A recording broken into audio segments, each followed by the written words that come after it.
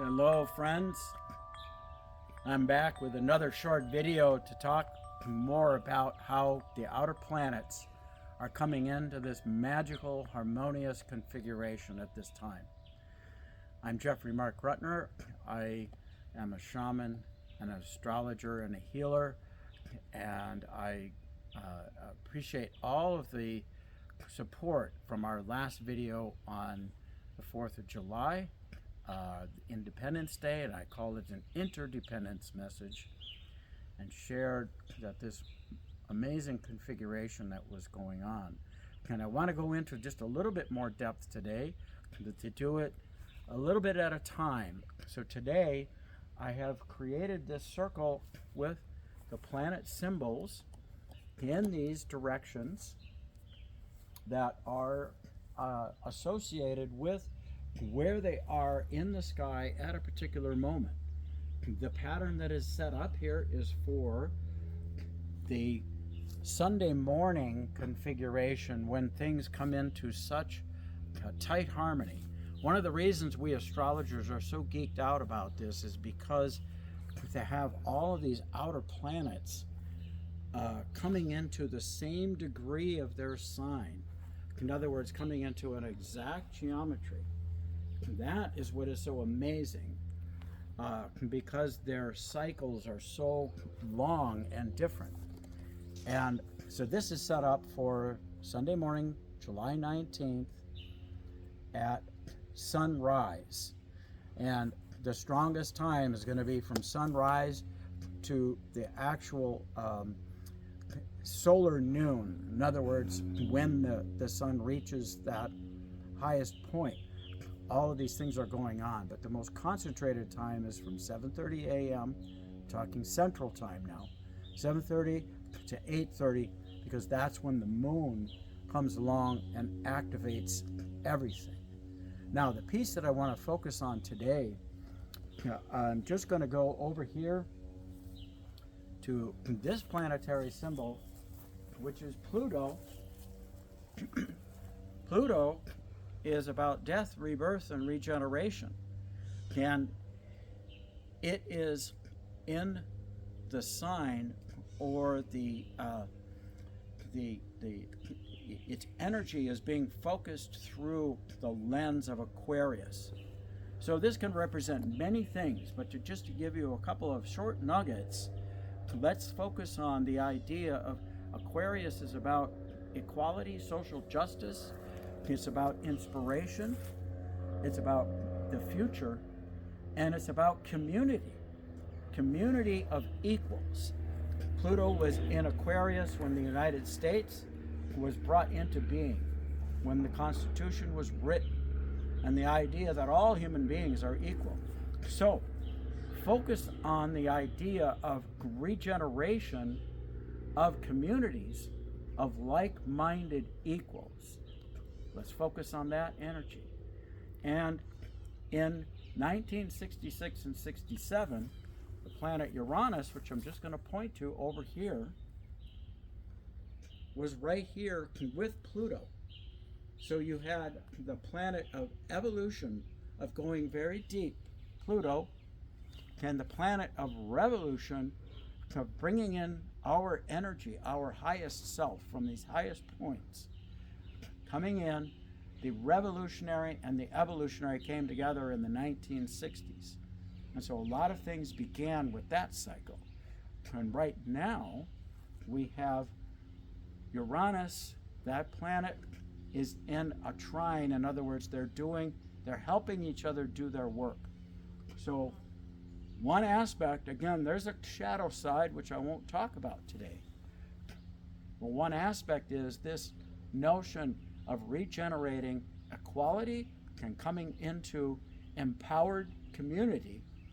And the planet Uranus is over there in its sign of Gemini, which is bringing in new ideas, new ways of communicating, and allowing us to separate out what are the choices that we will make from our most unique selves. And they're helping each other do their job. So in 1966, it was here with Pluto. Pluto moves very slowly. Uranus takes 84 years, so even the fact that it's now, this 60 some years later or nearly 60 years later, is in this position where they're supporting each other. But what happened in between, his planet Uranus moved along here, and in 1993, let's say in the early 90s, Uranus, this revolutionary and new way of communicating and bringing more of our higher energy, was with this planet Neptune. The planet Neptune in our archetypal energy is the deep unconscious, and is where the imagination lives. It is where our vision lives, and it is where our connection on this universal level to all spirit, to the collective soul lives. So the awakener, also a word we associate with Uranus, it was awakening collective soul at that time.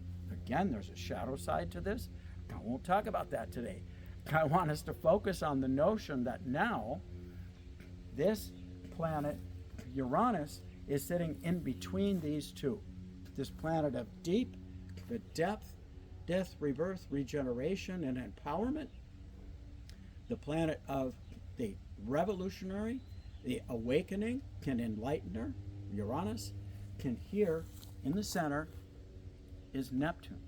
So let's focus on what is our vision. What is it that we want to bring forth from our own souls, from the collective soul? Where does our imagination carry us? This is a world that we consider quote unquote unreal, but it is the root of where all being comes from, where all the possibilities exist. Now, earlier this year, at the end of February, the planet Saturn, which is about the real world, it's about what is existing in the consensus reality, and has to do with time, structures, the institutions that endure, was with Neptune. And it still more or less is. They're only separated by 10 degrees at this time. And 10 degrees to us astrologers is still under the influence, but starting to pull away. So the existing structures and authority figures decided what they wanted to do with that energy. But for many others, what was activated, we don't even know, because Neptune is in a realm that is not, it's not the conscious mind, it's the unconscious, the subconscious realm. So, but here, they are both in the signs of Aries, a fire sign, a sign of new beginnings. So the notion that these two came together at the very beginning of Aries, something it hadn't done in over 6,000 years. 6,000 years ago, writing was invented, a different kind of communication. It was bringing whatever languages it had developed into a form that could endure Saturn. And so now we're at the beginning of some stage where something new in terms of our lived reality can be brought in from the depths of the soul. And what is it that we want to imagine? What is it we want to focus on? And folks, it's on fire. With the spirit, fire, the element of fire is spirit. And so what are you fired up about in terms of your imagination? And what do you want to start to bring into our reality? So here's something that I've been experiencing, is one of the reasons it's taken so long to get me to my second video, because time, Saturn represents time. That march, that measured movement through time. Time is on fire, folks. It's on fire. It's moving very fast. But remember, it's spirit. So the more you can focus on what is my vision, what do I want to bring into reality, and bring to it the fire of spirit. And this also has to do, as I said, the physical world. And literally, in our bodies, it's the bones. So breathe the fire of spirit into the bones of your new identity. Hold your imagination and focus on that. And the reality is, you can literally do that if you know prana, breath, Kundalini yoga, but just the concept, just the idea.